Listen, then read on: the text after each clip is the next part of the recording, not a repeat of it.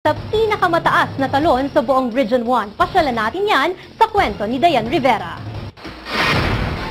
Ang Santo Rosario ay isa sa pinakamalayong bayan sa Sigay, Ilocos Sur.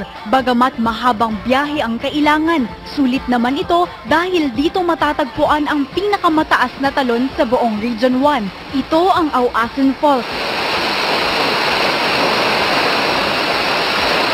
na may taas na 120 metro. Isang oras ang lalakarin mula sa kalsada papunta sa talon. Habang naglalakad, hindi ramdam ang pagod dahil sa makapigil hiningang tanawin at mga ilog na makikita. Matapos ang halos isang oras na paglalakad ay narating na nga natin ang paanan ng Auasin Falls. Yung daan dito ay talagang napakasukal at napakatarik.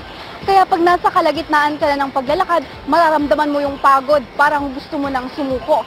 Pero oras na masilayan mo yung kagandahan nitong talon, talagang mapapawi yung pagod na nadarama mo. Makasaysayan din ang talon. Pangalan talaga nitong Auasin, Dauasin. Kasi yung mga magsasaka, bago sila umuwi ng bahay nila, pumupunta muna sila dito para kumuha ng pang-ulam sa bahay nila, ganon.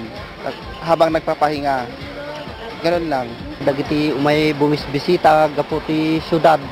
Adumit iti umumay iti summer. Ana pollution iti lugar mi ta napintas mo iti angin, pulo iti angin.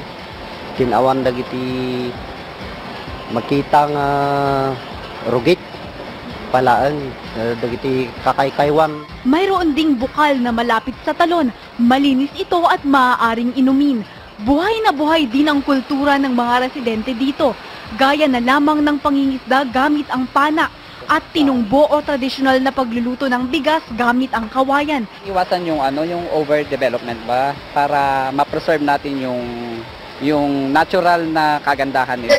Aabot sa 2,000 ang turistang bumibisita sa lugar. Dayan Rivera, Patrol ng Pilipino, Sigay, Ilocos Sur.